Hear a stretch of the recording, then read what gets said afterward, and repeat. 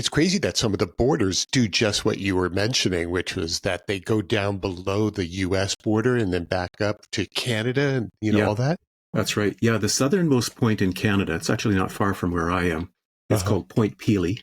And it goes quite far south. There's, I believe, 20 different U.S. states that have parts of them that are further north than that southernmost part of Canada. And in fact, and I couldn't believe this when I first found it out, but I looked it up and it's true. The northern tip of California is further north than the southern tip of Canada. Is that Can you right? believe it? Yeah. Yeah. Some strange things with the borders. I remember seeing that some parts of Nevada are further west than some parts of California. Oh, is that right? Yeah. Yeah. Yeah. Yeah. Borders are amazing because they're a combination of sort of following. Often they follow, the natural geography, and sometimes they're just let's put it here and draw a straight line. Wow. Oh, that's pretty wild. Well, welcome to 50 Tastes of Grey, my friend. I'm really glad you're here today. Yeah. You've written an amazing book, which is right up my alley because it's about words related to food. So for me, that's what my whole life has been shaped around. Could you tell everybody the name of your book and when you started that? Yeah. It's called Cupboard Love, a dictionary of culinary curiosities. And the first edition came out 30 years ago. And then a second edition came out in 2005, I think. And now just this year, just last month, in fact, a third edition has come out with a new publisher. So I'm really, really glad of that because it was out of print. But now it's back in print. And I love knowing that a new generation, literally, of readers will be able to enjoy it, I hope. Inform myself and our audience what the difference is between a first edition and a second edition and their own. Yeah. It's a little fuzzy, but certainly if the publisher changes, then usually they call it a second edition. Or if there are substantial changes between the earlier one and the later one. So the second edition, for example, was expanded. It had about 30% more additional entries in it. And then this third edition, I think because it also comes out in an ebook version, it's considered a third edition as well, although it's substantively the same as the second edition. So you haven't been making a lot of edits or changes, I'm guessing. No, I talked to my publisher about that, and we went back and forth because I thought, 30 years, there's been some words that have arisen since then, cooking words and food words that have arisen. And there's other words that have become obsolete or words that weren't common that have become common. But we thought we would get this one out now because it's sort of the 30th anniversary. And then maybe further down the line, I would do a expanded edition. Because there's lots of interesting new words. And of course, there's inevitably some words that I just forgot to include. Things like that. Right. As far as Cupboard Love goes, did you decide to go ahead and do the audio version? And if so, did you read it? No, there's no audio version. And people say they like my voice, but I don't know. I think a publisher would be much better at that. Like I listen to a lot of audiobooks, and sometimes the voice, the person reading it, it's just beautifully done. I love their voice. And they know how to read. And sometimes it's like, I don't really like this. It makes it hard to get into the story because you're hearing their voice, if you know what I mean. Right. Yeah. Now, as a child, were you a word kid or a food kid first? I would say a word kid. I think I took food for granted. I grew up on a small farm in Saskatchewan, like sort of right above North Dakota. And, my mom made the standard meat and potatoes kinds of things. I think we had 5 spices in the house. There wasn't a lot of variety. My father hunted deer and geese and ducks, and so that was a part of our diet. But early on, I became very interested in words and language. And in fact, again, we didn't have we were on a poor farm, and so we didn't have a lot of books, but we did have an old dictionary, and I loved reading it. And I then discovered that at the back of it, it had a little appendix for some common Latin phrases and the Greek alphabet. And so I remember teaching myself at about age 7 or so a lot of those Latin phrases, and I memorized the Greek alphabet. So yeah, I think some people, everybody probably, is drawn to something or another thing, and for me, it was words and language. So if we stick to the whole words and food thing, which is, I think, going to be the majority of this conversation, you're explaining the origins and histories of food-related words in your book. Yeah. What have you eaten today? Oh, let me think here. What did I eat today earlier on? Sometimes when I'm working, especially if I'm writing, I just kind of get up in a fog and I just grab something. I had samosas, which I'm sorry to say is one of the words that is not in Cupboard Love. Oh, wow. I mean, it existed back then, of course. But I think you need a fourth edition here. I need a fourth edition and a fifth edition. Right. Yeah, I had some really good samosas, nice spicy samosas. Now, I have to ask, did you make them? No. My youngest daughter's boyfriend, very fine young man, he works in a place that sells frozen foods, and so he brought them over and gave them to me. Yeah. Okay, so when you heated them up, were they pre-fried, or did you have to bake them, or did you fry them? I didn't fry them. Another thing we got recently was one of those air fryers. I was kind of like dubious. I thought, oh, do we really need another gadget in here? But it's been great. I really, really like it because on hot summer days, instead of turning on the oven and warming everything up, it's just a tiny little space. It's very efficient, very fast. So I'm totally sold on these air fryers. And also we got some time back we purchased Instapot. Is that what they're called down in the US? Yeah. And that's been great too. Because here's a bit of a story, a bit of a tangent. So the farm where I grew up, we had a neighbor named Evan, another farmer, and he lived by himself and was kind of a rough and ready kind of guy. And he made himself some not baked beans, but he put some beans into a pressure cooker and, put all the ingredients, the lid on, and then left, go do something on the farm. He came back and the pressure cooker had exploded and beans were everywhere, like just driven into all of his walls and wallpaper.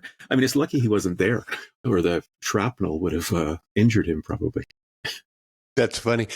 That reminded me of a story where someone, here Filipino food is very popular. And so someone actually put balut in a microwave and it exploded also. Now, balut, is that in your book?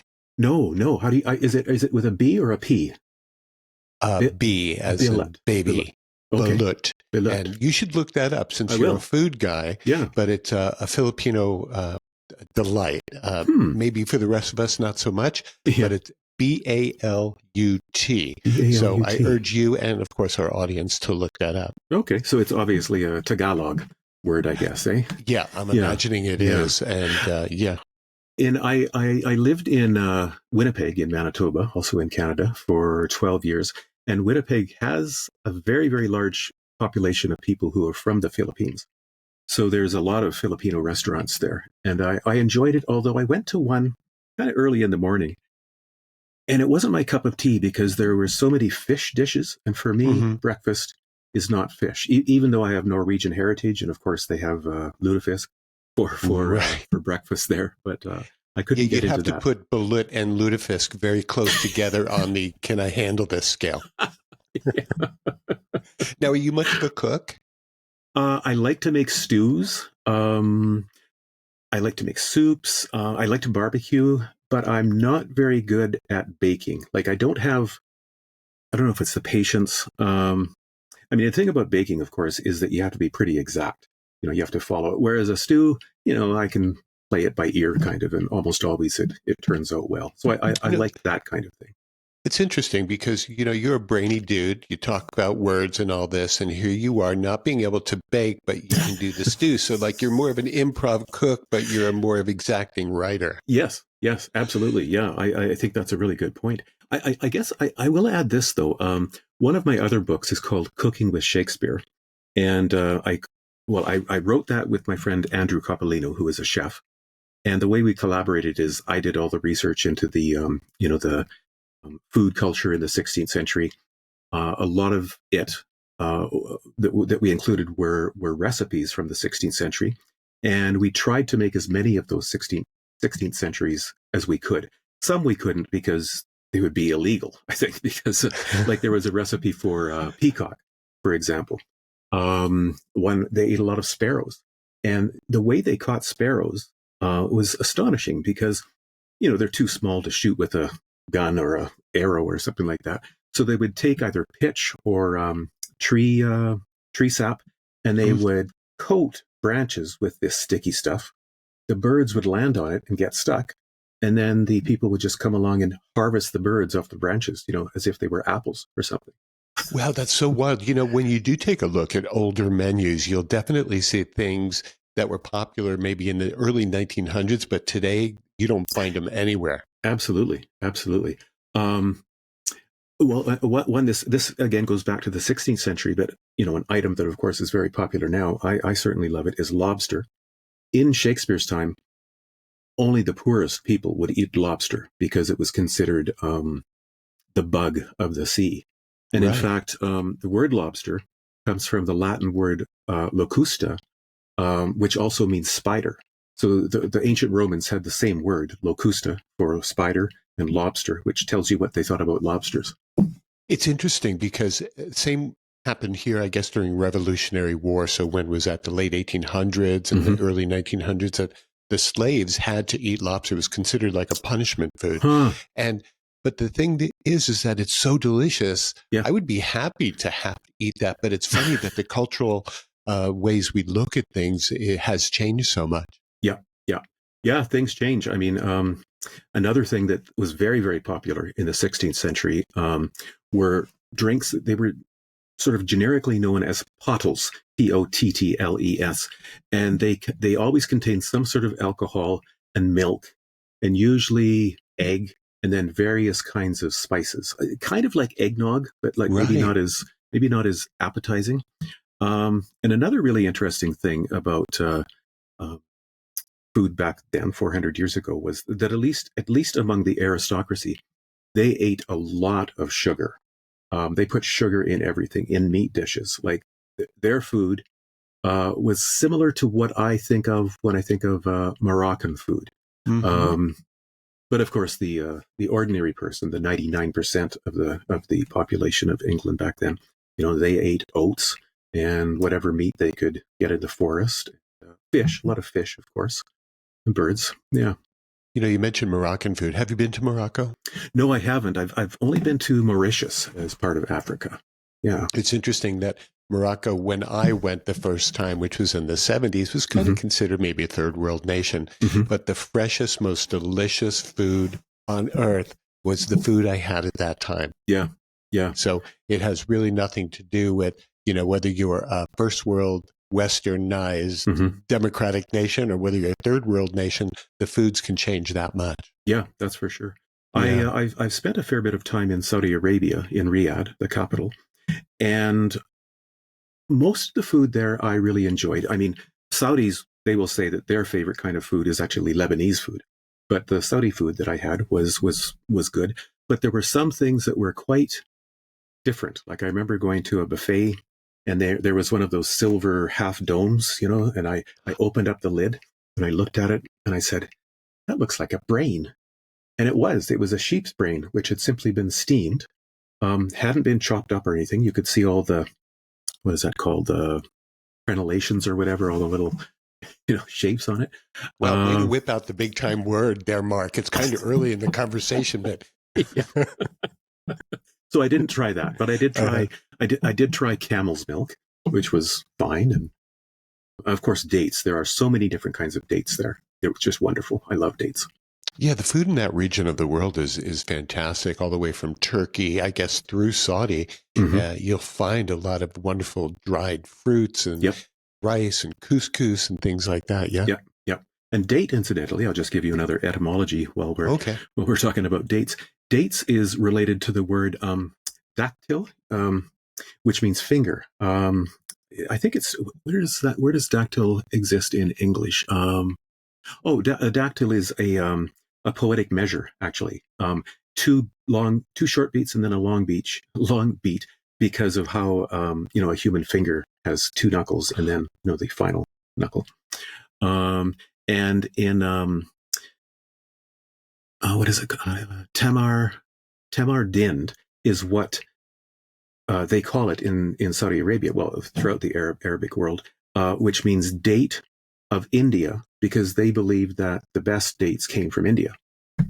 Ah, and Yeah. nowadays would they say the same thing, or would it be more Turkish dates or Iranian dates and that kind of thing? I don't know. I think there is one particular kind of date which is reputed to be the date that Muhammad broke his fast with, and that is still considered, the premium kind of date. But I can't recall what it's called there. You mentioned earlier that you had samosas for, I don't know, breakfast or lunch or whatever. Are there a lot of Indian restaurants where you're living? There have been for a long time, like decades. The cuisine that has really appeared in the last 5 or 7 years, though, is Syrian food. So there's a lot of shawarma places that are opening up, and of course, as with most, many foods entering another place, it's a result of the persecution and in the civil war in Syria. So many people left, and then more recently too, there's been a lot more Turkish restaurants opening up because many people are fleeing Erdogan. Um, so it's good in some ways.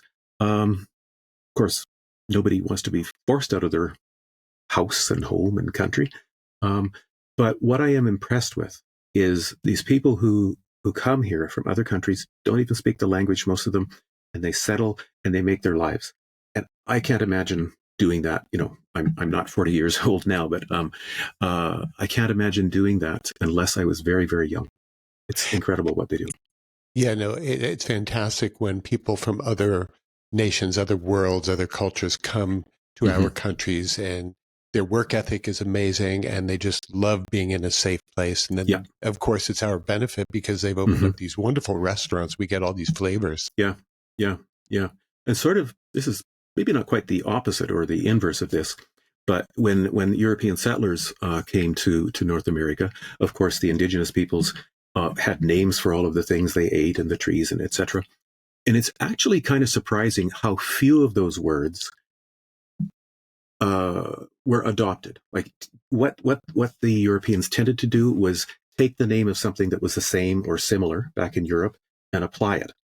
So the most egregious example of that, I think, is the word turkey, because turkey, again, going back to the 16th century, referred to a kind of bird that actually came from Africa, more like, I think, a guinea hen. But the reason they were called turkey is because people in more northerly Europe believed incorrectly that they were brought into Europe via the country of Turkey. So because of this mistake, and then sort of another mistake when Europeans came to North America and they applied this word to a bird that looked, they thought, kind of similar to the turkeys that they were used to. Wow. And so now turkey, the designation of that word really goes to the bird that we're familiar with. Yeah. Yes, exactly. Which even, of course, has changed from, the early days of colonialism here, because turkeys have been bred to be bigger and bigger and bigger and etc. Yeah. It's really fantastic. I want to lay out a little bit of an apology here from all of us Americans to you Canadians. We had nothing to do with all the craziness that's going on right now. So we're good. Yeah, we're not too worried. We're not too worried. I have so many cousins in the States, especially in South Dakota and Iowa, Virginia. And in fact, my ancestors, I think my great grandparents on my father's side, came from Pennsylvania. They were what was known as the Pennsylvania Dutch. And back then, when their name was actually Throckmorton, which was also the name of the wife of Sir Walter Raleigh. Just letting you know that useless fact. But anyways, when my ancestors came up to Canada, they dropped the Throck part of the name, and so now we're just Mortons. Ah, so that's where Morton came from. It was originally Throckmorton. Is that Originally part historically? of that. Yeah. And the Morton part actually means the town in the moors, and the moors being the swampy parts of England. So yeah, my ancestors came from swampy towns in England. Oh, wow, that's fantastic. I wanted to ask you a little bit about, your book, Cupboard Love, received the Julia Child Award. When Uh, was that, and how did that affect your future of that book and, of course, your career? yeah, I should say it actually was nominated. It didn't win that year, Oh, but okay. it was one of only three nominees in that year. Um, it certainly helped to sell the book, and it certainly was like a calling card when my publisher's marketing person at that time was trying to get interviews and things like that. So I was very, very thrilled to get that. What I regret though is I could have gone to, I think the ceremony was being held in New York that year or Boston, I can't recall. And I didn't go. I could have met Julia Child. You know, Wow. I feel it's one of the things I kick myself about.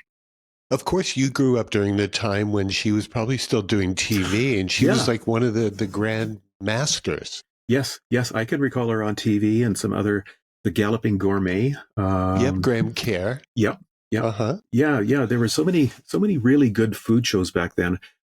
And they, from what I recall, they were just so good at teaching people how to do Yeah. it. Like it wasn't all just about flair. It was about, how to approach something sensibly.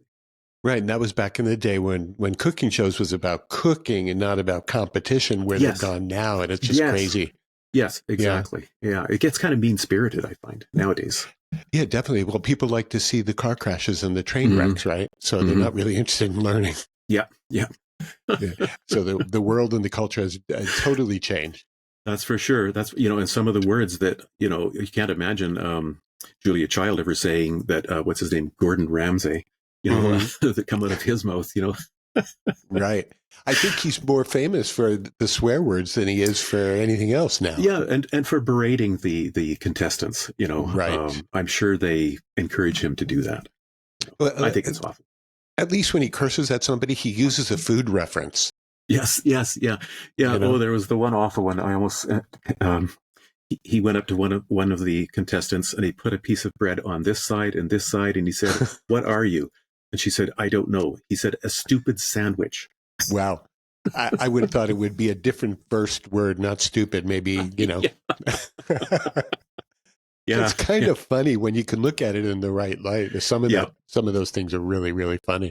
yeah, yeah. Did you grow up watching the food shows? Is that what kind of helped you with the whole this decision to get into writing a book about the etymology of words related to food?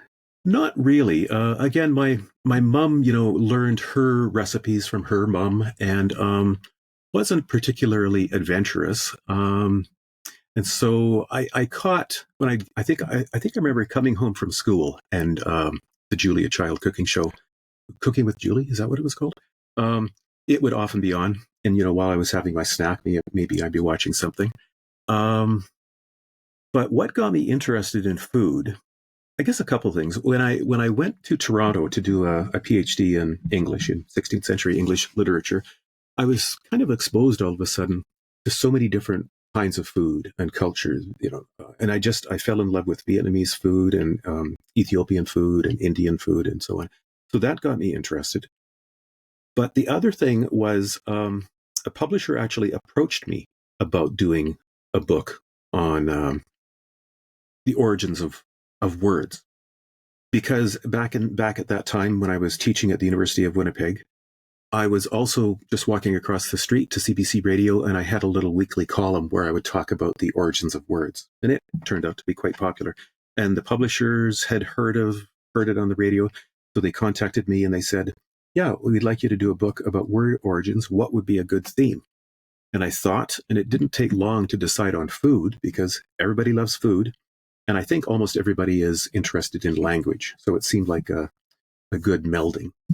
What a great fit, when you think about it, because that's what we do, and everyone's driving around in their number one dining room, their car seat, eating all this crap food. But still, are there any references to the words of the foods that we eat in the fast food world? Oh, that's a good question. Yeah, I'll give you an example. Burrito, for example. Burrito, and maybe I don't speak much Spanish, but maybe to someone who is fluent in Spanish, they would know that it means little burro, like a little kind of donkey. Another one, chimichanga, is that something that's common? Yeah, that's also a Mexican treat. Yeah, I guess that's a fried burrito, right? Yeah. Okay. And chimichanga means smoking chimney, I believe. No, monkey chimney. Changa means monkey, and the chimney means related to our word chimney, which means it's also related to the word camino, because they all go back to a Latin source that means the road or the way. So what does that word really mean if it's translated? The word chimichanga? Yeah. Well, I think that's a good question, because it's something that translators always have to figure out. Do you transliterate a word, which means that you would, in that case, chimichanga would literally be rendered as chimney monkey, or do you translate it into something that would be more idiomatic? So you referred to fried burrito. That's probably the more common way that people would refer to it. Okay, so that's what it is, more so than a description of what it is. Exactly. So that's the main difference. Yeah, I don't know why the monkey became part of it. That just seems to be lost. Yeah. Right. There are countries that I think enjoy that as a snack or a meal. Yeah. Some parts of the world. And speaking of burrito, there's a whole cluster of words that mean little this. So vermicelli means little worms. Ravioli means little turnips. Almost any of the pastas, spaghetti means little strings, etc. So there's these very visual metaphors behind a lot of foods. Yeah. I was going to ask you, since you're Canadian, is poutine really a thing?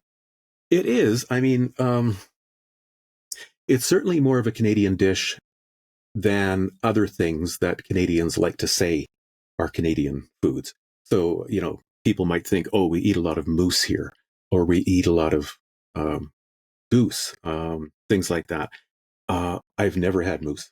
I've had elk, but poutine is definitely a staple here. Like a lot of fast food restaurants sell it, and certainly if you go into a diner, they will have it. And in fact, they'll probably have about 12 different kinds of it. There's even Indian versions of poutine that have so maybe like covered with a tikka sauce or something. Exactly. Okay. Yeah. Oh, that's so interesting. I always thought of it as something that sounds delicious, but also kind of fits into the realm of drunk food. So after the pub visit, you have your doner kebab and your poutine. Yeah. I think that's totally right. Where I live in Kitchener-Waterloo, it's a university town, so there's a lot of students, and so poutine is very popular at about 2 a.m. when the bars close. Right. Okay.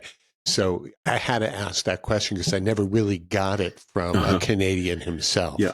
There are some other Canadian food words, though. Like, have you heard of Nanaimo bars? I have. Tell us what that is. Okay. Well, first of all, Nanaimo is a city in British Columbia, and Nanaimo is an indigenous word. And it refers to a sweet, or as my mom would have called it, a dainty, which has chocolate, crushed graham wafers. What else in it? Vanilla. I can't remember the other things. It's very, very sweet, and it's very, very, very, very popular across Canada, even though it was invented in British Columbia. Another example, what I think most Americans call jelly donuts, we call Bismarcks. And what would be another example? There's a few words like that. Let's stay on the jelly donut for a second. I've always thought that jam donuts were way better than jelly donuts. Okay. I don't even know. I prefer jam to jelly. I've never. There you go. Yeah. I've never had a marmalade donut. Oh, I thought you were going to say, I've never had a marmalade I didn't love or something like that. But yeah, that sounds good. Yeah, yeah. And of course, out on the East Coast, especially in Newfoundland, there are many regional foods. Like there's one called Bubble and Squeak. They have often these very fantastic names, which is made of potatoes and I think cod and Cabbage. cabbage. Yes, cabbage. And apparently it got its name because as it's cooking, it's bubbling and it's even kind of making these squeaking sounds as the steam comes out. Oh, that's so interesting. I Yeah. always thought it had more to do with the texture of the cabbage, the squeak part, than the sound it made when it was cooking. That's very interesting. Could be. Yeah. I kind of had that. Those ingredients were in a chicken curry I made last night. Oh, yeah. It was so interesting. Yeah, they're such standard items. And of course, in Ireland, especially, because a lot of people in Newfoundland came from Ireland 400 years ago. Yeah. Wow. So if you were to place a signature dish on your style of cooking, or what you'll order more often than not when you and the missus go out, what would that be? Well, it would be between two dishes. One would be chili, because that's another thing that my mom made, and she made the best chili. I have her recipe. But another stew-like thing that I discovered 25 years ago, it's called mafi, which is a West African stew that has sweet potato, or I guess yams, has yams in it, and it's got ground nuts, what we would tend to call peanuts in it. And then you can add almost anything else. Oh, and a lot of spice. It's quite spicy, quite hot. But you can put anything else in it. You can put chicken into it, or goat, or keep it vegetarian. I've even put parsnips in it, cabbage. But there's something about, I think what makes it so good is the combination of the peanut butter, or peanuts, and the very hot spice. That goes really, really well together. Right. That has to be in everybody's pantry. It really does. Yeah, those two things, yeah. I wanted to ask you, I want to go back to the Nanaimo bars that you were mentioning. Was that similar to what we call s'mores? I think so. Someone else asked me that. I think there's one other, like the thing about Nanaimo bars is there's a layer in it that is yellow, and I can't recall what that would be. But other than that, it's fairly similar to s'mores. Was that factory yellow, or do you think it was like real food yellow, like banana yellow? I think it's real food yellow. Okay. So that's a good question. I don't know what would have made that color. What about Mom's chili recipe? Does it have ground cocoa in it? No, it doesn't have that. Although I have had like Mexican versions with big chunks of meat. Hers was pretty basic: kidney beans, beef, onion, tomato, whatever else might have been around, carrots, even peas. But I think what made it so good was it wasn't just chili powder, but I think she put a few other spices in it as well. When I make chili nowadays, I put cumin in because I really like the flavor that adds. Oh, definitely works for that. Is that one of your earliest food memories? I would say so. Yeah, I think it would be. Are there any food words that have to do with sentimentality and love and things along the lines of relationship? Yes. How far can I wade into the realm of love? Go as deep as you want, my friend. Okay. So I'm going to give you a food name, German food.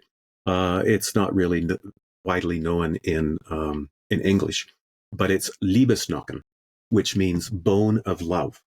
And it is a long elliptical cake with 2 almonds, usually at the base of one end. And it means bone of love. And it was developed as a fertility remedy. So, or maybe not just a remedy, but it would be served to young women shortly after they got married. So it's kind of like what we consider oysters nowadays. Right. An aphrodisiac, but bone of love is kind of like almost like a pickup line. That's right. Come home for my Liebesnocken. Right. Oh, that's funny. Anything else that comes to mind related to this? There's little. This is a really interesting one. Get this into my head. I'm 61 now, so these things don't come into my head as quickly as they used to. Oh, you're just such a baby. Well, thank you. um, so in French, yeah, in French, tomato is pomme d'amour, and it's thought that it might come from pomme d'amour, like apple of love, but it probably doesn't. It probably comes from pomme d'amour, like again the mistaken assumption that it came from the Moors around Morocco.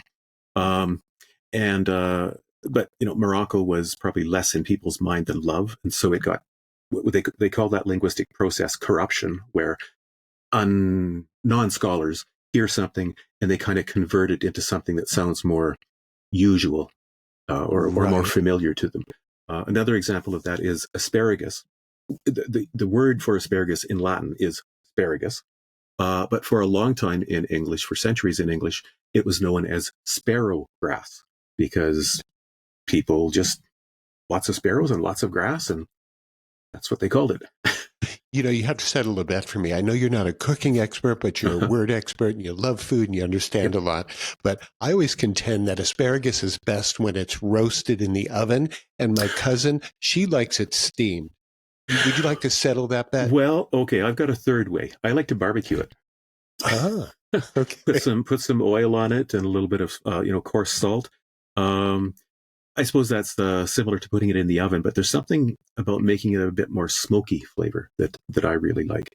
Um, Asparagus, by the way, comes from a Latin source that means to shoot up, because the asparagus stalk comes up so quickly and so early in the spring. Right, right. If you were to travel anywhere in the world for a culinary adventure and a place to learn more of these words, where would you Mm-hmm. go?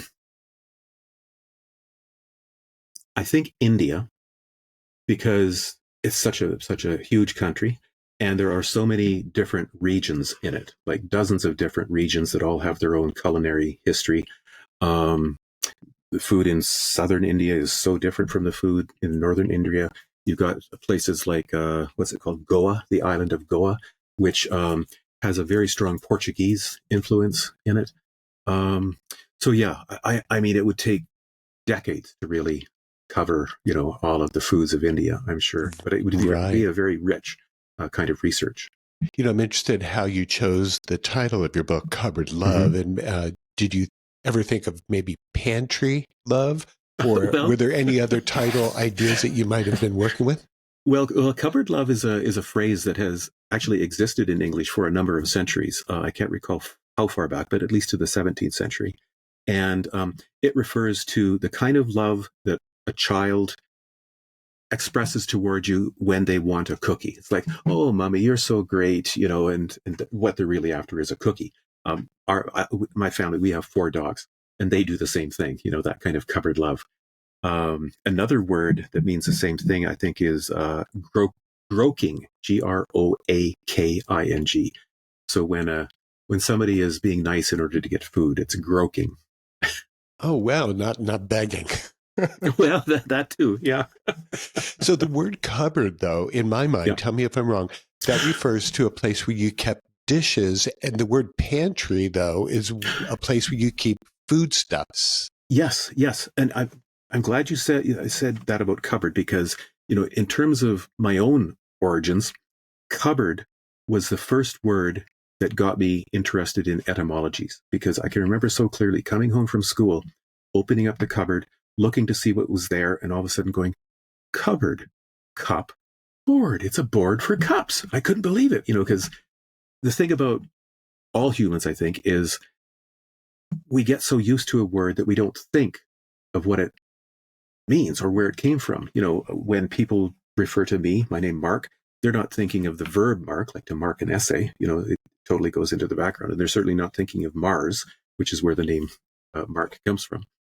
Um, and you're right, pantry is a place where bread was originally kept, like the French pain, or in Latin panis.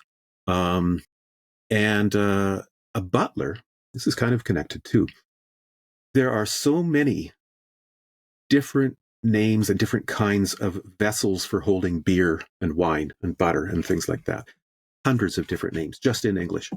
One of them was called a butt, B-U-T-T, two T's, just I guess like the other butt that we still have.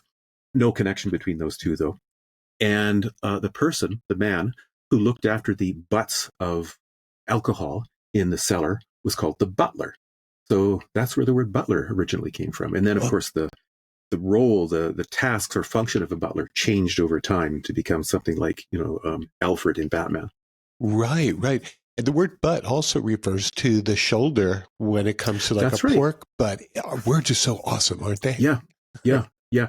English has so many homonyms, more than any other language. I've done a little bit of research into this because English is such a, well, one might say confusion or medley of different languages. It started out Anglo-Saxon, similar to German, and then Latin came into it when the Christian missionaries came, and then Norse words when the Vikings came and conquered lots of northern England and Scotland, and then more Greek and Latin during the Renaissance. I forgot 1066 when the French took over the Norman conquest of England, and at that time that had a huge impact on England, or English, I should say. About 40% of the vocabulary changed, became French instead of Anglo-Saxon in origin. Just trying to think of a good example of that. Of course, it's escaping me, but I'll give you one that relates to the Vikings coming and Scandinavian. Before the Vikings came, the word for sky was welkin, Welkin, and who knows? But for some reason, they got rid of the word welkin and started using sky instead. And in fact, most words in English that start with sk are actually from the Viking. So skill, sky, ski. Unless it's at the end of the word, then it's like Eastern Europe, right? Right. Yeah. Yeah. Like a name, like Jablonski or something. Yeah. That's right. Yeah. Are most of the words that we use nowadays to describe our food or the names of the food, does it come from Latin and French primarily? Well, if one, if you did a percentage, broke it all down, I would say the top sources would be Germanic, like the original English or Anglo-Saxon words. So like egg, egg is an Anglo-Saxon word, hasn't changed in 1,500 years. And there are a lot of words like that. Butter would be another one, I think. But then French, as I was saying, gave such a huge influx into English, including with words that are sometimes known as doublets. So before the French conquered England in 1066, a person would raise cows and they would eat cow. In other words, what they would be served on their plate was cow. But after the French came, the word beef was introduced. And so cow became to be associated just with the animal, and the meat from the animal became known as beef. Same thing happened with deer and venison. Venison is interesting because it actually comes from the same source as Venus, the god of love, because deers were associated with Venus. Why do we eat pork and not pig? Same thing, because of the French coming. I think the French they wanted to hang on to some of their words because I suspect that to them, the French are coming over, and I suspect that the sound of many English words just sounded very ugly. I think some English speakers, I think, sometimes feel that way about German words. It's like, oh, it's so guttural. So for highfalutin contexts, such as eating a dinner, they tended to hang on to their own words, their own French words. What can you tell me about Rocky Mountain oysters, except for the fact that they usually come in pairs? Yeah. I've heard them called Rocky Mountain oysters. I've also heard them called prairie oysters. In terms of what they are, as you know, they refer to testicles, steer testicles, I guess. And also lamb, I think, nowadays as well. Yeah, you're right. Yeah. The interesting thing about the word testicle is that it's related to the word testify and testament, because the ancient Romans when they were swearing, they didn't swear on the Bible. They swore on their testicles, the men, because that was so important to them. It was like, I swear on my testicles that what I'm telling you is the actual truth. And so, yeah, that's why testicles, testify, and testament all come from that same source. Oh, that's very interesting, because you could see if, you're being faced with any sort of a consequence, that if you were to swear on your left nut, you are going to tell the truth. Yeah.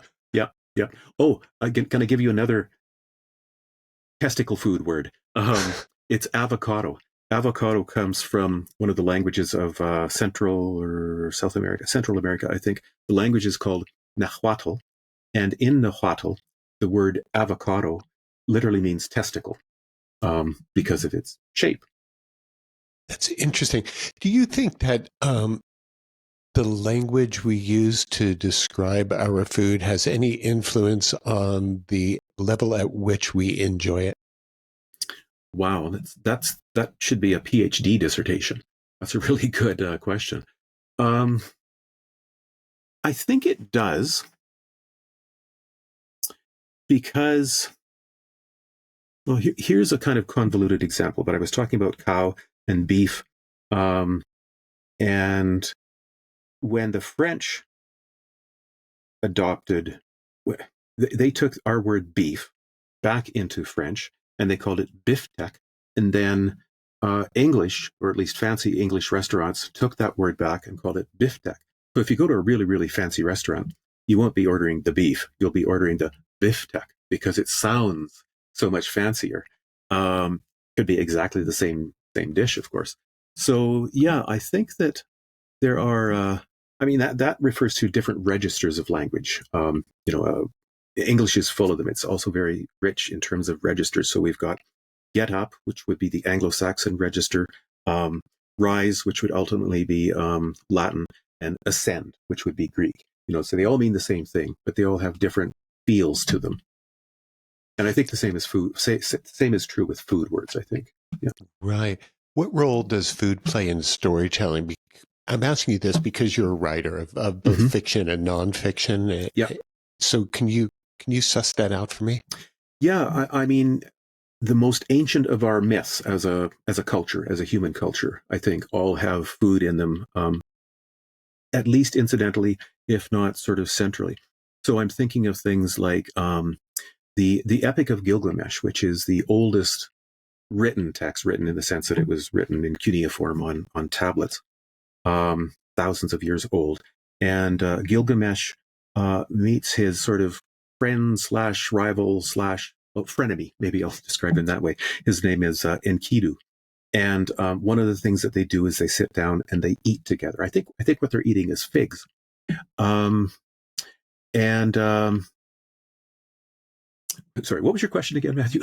I was asking if there was what place in literature, what role does food play in storytelling? Yeah. I think was the original question. Yeah, and of course, I think it's very important that that fasting. Jesus goes into the desert, fasts for 40 days, and then he eats. And the same thing with Muhammad. The reference to him eating dates after he breaks his fast. Most folktales, or a lot of folktales, Hansel and Gretel, they are going to be made into food. And she gives them, is it gingerbread, or no? She uses breadcrumbs to lead them. Right. The three bears. What is that called? 3 little bears. Yeah. They all have oatmeal or porridge. One is too hot, one is too cold, and one is in the middle. Yeah. So yeah, I think food is at the heart of our deepest traditions. I'll give you another sort of etymological example. So the word loaf, as in a bread loaf, and the word lord, as in lord and lady, a title, both come from the same source.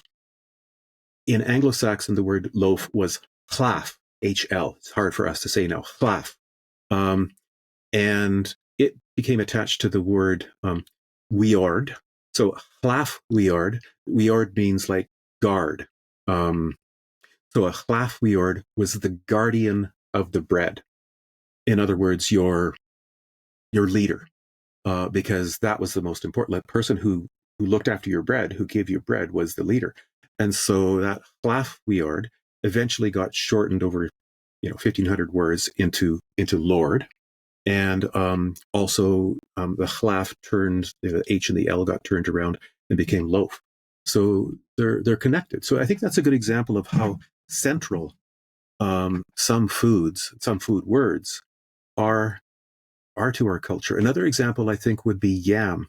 I referred to yam earlier on, and it comes from an African language. I forget which one, but it's pronounced something like nyama, like almost like N-Y, nyama, and it just means to eat, which tells you how central yams must have been to those cultures, that their word for eat was also given to the word for yam.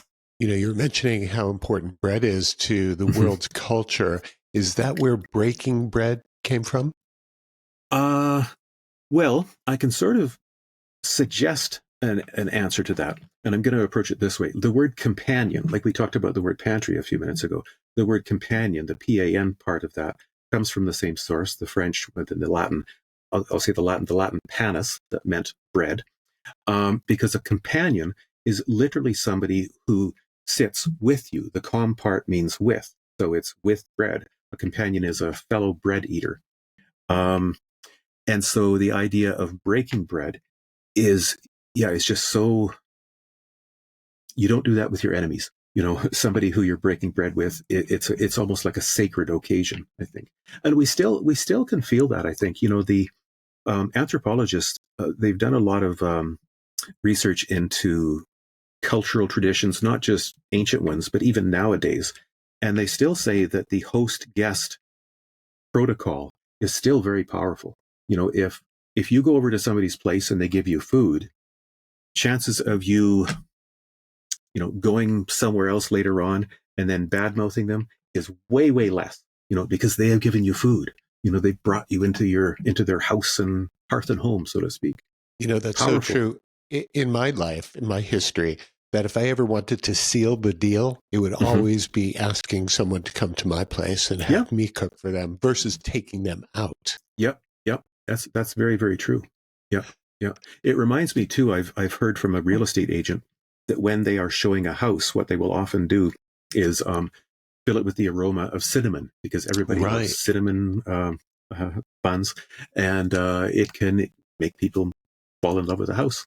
Right. Yeah, I remember that when I was a little kid, my mom made mention of that. And so she threw some cinnamon sticks in the oven, turned it on low when they were selling the house. And I don't know if that did the trick, but at least psychologically, she was there. Yeah. Food tastes and food smells, of course, are so deeply almost hardwired into us. That of course, is the beginning of Proust's The Remembrance of Things Past, where he bites into the cookie, the Madeleine, and all of a sudden the memories come flooding back. Right. It has so much to do with each and every day for everyone, because everyone loves to eat, and you do it pretty much every day of your life. Yep. So if a seduction dinner was on the a schedule for you, would you take the wife out, or would you try to create something in your own kitchen? Well, the first thing I made for my wife before, when we were first originally getting to know each other, I bought some fresh salmon, and I had some pink grapefruit, and I squeezed the juice of the pink grapefruit out, and so I poached the salmon in the grapefruit juice, and then I put just dill on top. Really, really simple dish, 3 ingredients, and it was really, really good. So I served her that, and then what did I make for dessert? I don't think it would have been, as I was saying, I'm not a baker, so I don't think it was. It was pears with rum sauce, I think. Wow, so, very fancy. Yeah. And it worked. Right, exactly. How many years down the line are we now from that meal? Oh, let's see. We just had an anniversary, and it was 26, I think. Wow. Yeah. Congratulations. Yeah, what role does alcohol, wine, beer specifically play in the role of food words and relationship and the food world altogether? Well, that could be a book just in and of itself. I do have a lot of words pertaining to alcohol and drinks in Cupboard Love. Just thinking of one. So like the word whiskey comes from an Irish source, pronounced something like whiskaba, which means fire water. The word gin comes from the juniper plant, the plant that it's made out of course. It's very medicinal. It's good for you. Yeah. As people, well, okay, I was going to say, yeah, people used to say that, but cordial. Sometimes people will say, "I'm going to have a cordial," and it's got alcohol in it, and it's called a cordial from the Latin word that means heart, because this cordial, it's good for your heart, so that's why I can drink it, even though there's prohibition on, or even though people will That's be. so interesting that you're saying cordial. I would have thought that was the hic pronunciation because I've always called it a cordial. Oh, cordial. Well, you might be right. A cordial. Yeah, I think you're right. I mean, there are differences in pronunciation between, well, not just between Canada and the U.S., but even different parts of Canada, different parts of the U.S. One that comes to mind for me is the nut that its name is spelled Pecan. How would you pronounce that? Pecan. Pecan. Okay. I grew up saying pecan. Okay. Yeah. Yeah. And I've heard other people say, let's see, pecan. Yeah, there's another pronunciation as well. So there's some variation. That's so interesting. And you see that all over our countries, respectively, Canada and the United States. People's pronunciation of the same exact word is like Greek. Yeah. Like, I have to say, this always grates on my ears when I hear it. But what I say foyer, the sort of part of the house that you come into, foyer. But I think in the U.S. it's more common as foyer. Is it not? I don't know. That's not a word that really flows through my world, but I would say foyer. If I read it, yeah. I would. That's what I hear in my mind. Yeah. Well, that's good. Yeah. What is a foyer or a foyer? Well, it's in some ways in a professional building, it's almost synonymous with the lobby. In our house, we call the place at the bottom of the stairs and in front of the front door, a little place where we've got a little thing to put our keys on. That's the foyer. That's our foyer. I always thought it was one of those words that if you have one of those and you're selling your house, you can charge an extra $5,000. Yeah, this is the foyer. Than just the area where the front door is. Yeah. Well, kind of like parlor, because very few people say their house is a parlor anymore. It's sort of become the living room. But parlor is interesting because it was called that from the French word parler, meaning to speak, to talk, because that was the room that you went into after you ate in order to talk, or probably where the men went to talk. So it's really the words like parliament. Parliament is the place where people talk as well. So interesting. I always thought the parlor was like, a place where, the fancy stuff went on. It's also interesting because the word parlor has kind of split because, it still has these fancy connotations, but at the same time, people talk about a tattoo parlor or a pool parlor. That's at least here up in Canada. It's like sort of both ends of the social spectrum have parlors associated. Oh, that's so interesting. So we call it a billiard room. You call it a pool parlor. Pool parlor. Yeah. Wow. Yeah, billiards. I know what billiards is, but I don't think I've ever played it. I don't even know if it's a different game or different than pool itself.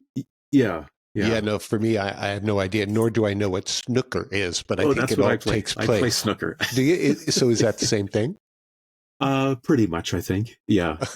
And snooker is a game that when I was doing my PhD, I played it every day after I'd be working and studying. Played it every day and never got any better at it. Well, everybody's got to have something they can't get better at. That's right. So if that was yours, I don't think that's much to worry about. Yeah. It's not going to be life altering. What is that interesting piece of art behind you? Let me see. Oh, right on the door there? Yeah. Behind me? I think I just got that at a thrift shop, probably a Mennonite thrift shop. Up here where I live, an hour west of Toronto, there are a lot of Mennonite people who live around here. Mennonites are sort of like the Amish. There's a lot of Mennonites in Pennsylvania as well, and Ohio. And they are old order Mennonites. And I'm saying that because my family, me and my wife and our kids, we went to a Mennonite church, but we're not old order Mennonites. If we were, I wouldn't be talking to you on a computer right now. Oh, right. So the old order Mennonites around this area, they still go around in buggies, and they have to wear black, and it's very, very traditional. And one thing I've never done, but it would be really interesting to look into the traditional foods of the Mennonite, the Amish and Quakers and things like that. Yeah, one thing I could tell you is that when I was a kid, I loved shoe fly pie. I was just going to say that. Yeah, shoe fly pie. Yeah, in fact, there's a town here called New Hamburg, and every year it has the New Hamburg Mennonite Relief Sale where they raise money to send overseas. And there's a pie booth, and I volunteer in it sometimes. And one of the pies that I've only seen there is shoe fly pie, which, as far as I can tell, is sugar and vanilla. Wow, right. Yeah, and molasses, I think. And molasses, yeah. It's so sweet that flies, will be drawn to it. Exactly. Yeah. So I got to get back to this piece of art behind you. It looks like it's a cross between a Death Star and something very woo-woo. So somebody told me it looks kind of like the coronavirus, right. In COVID times. I kind of like it. You can't quite see it, but if I go like this, it looks like I have a halo, Right. We already know you're an angel, but yeah, that piece of art is pretty eye-catching. I really do like it. Yeah. Our house is full of little things that we've just picked up everywhere. I'm going to show you another one. This is on my wall here. This is getting some reflection. It's a woodcut from the 16th century, and I found it in an old book. And, that's very cool. It looks a little bit Polynesian, perhaps. Yeah. And even I see some Greek in it as well. The way that her hair, looks almost like Medusa. Yeah. And the fish in the background has some sort of meaning, I'm sure. Yep. But our youngest daughter, when she was a kid, we adopted all of our kids as older kids, and when she came to us, one of the things she loved was mermaids. And I've got a great photo of her. She's fully dressed, and she has this mermaid thing pulled up on her legs, and she's sitting in the bathtub without water, and she's got rubber gloves on her hands. Oh, that's so funny. That is so funny. Mark, what haven't I asked you that I should have? Because this conversation has been a lot of fun for me talking about cupboard love. Yeah. We've covered a lot. I mean, I think, I guess, see if I can pull out words of wisdom now. My words of wisdom would be, there's so much conflict in the world right now. And one of the great ways to get to know somebody is through their food, through talking to them, genuinely hearing their stories, but also through food, sharing your food with other people is so important. And I think if we ever have an opportunity to do that, we should be doing that, because we gotta get this world back on track, I think. So true. Where can people pick up your book or connect with you? Or do you have a website that we can follow? Yeah, it's on Amazon, and I'll show you the cover at the same time. This is the 3rd edition cover. Very cool. This image on the front is a 16th century Dutch painter. I forget his name. Was it Troost? Was it what? Troost, Troost? I don't think so. It was Van something or other. Okay. But I can't remember who it was. So yeah, you can get Cupboard Love from Amazon or your local neighborhood bookseller. It's available in ebook if that's how you read. I love ebooks. That's how I tend to read most things now. Because otherwise, I always know where my Kindle is, but if it's a paper book, it's always in the wrong place. Yeah. It's so interesting because a lot of people in our generation still like the feel of the book, of the paper, of the newspaper. And then there are some like you, a convert, who digs the words on a digital format. Yeah. It's probably because of my eyes too. That's my dog. One of my dogs sneezing, by the way. Because I can increase the font size on a Kindle to something that's comfortable. So that's great for me. Are we in our man cave right now, or is that a studio you have set aside? This is my study. It's small, but there you can see Jasper right there. That's one of my dogs. Jasper. He's luxuriating. And there's what a cutie. one of my walls of books, and I've got a lot of books elsewhere. But yeah, I love to be surrounded by things. I wouldn't call them mementos or souvenirs, but they're things that are charged with memory for me, either my own memories or sort of cultural memory. Those things in my world are called tchotchkes. Yeah, that's right. Yeah. Which I think comes from Ukrainian. I think it's Ukrainian, a Ukrainian Yiddish, that Oh whole yeah, thing, right? tchotchkes. Yeah. Yeah. Well, it's been a blast having you on, Mark. This has been so much fun. Yeah, I hope that Cupboard Love just continues to take off. I guess after 30 years, if you're in your third printing, it must be pretty successful. It's been pretty good to me. Yeah. Oh, that's great. That's great. Yeah. Well, thank you so much for coming on. I really appreciate it. Thank you for having me. Okay, take care.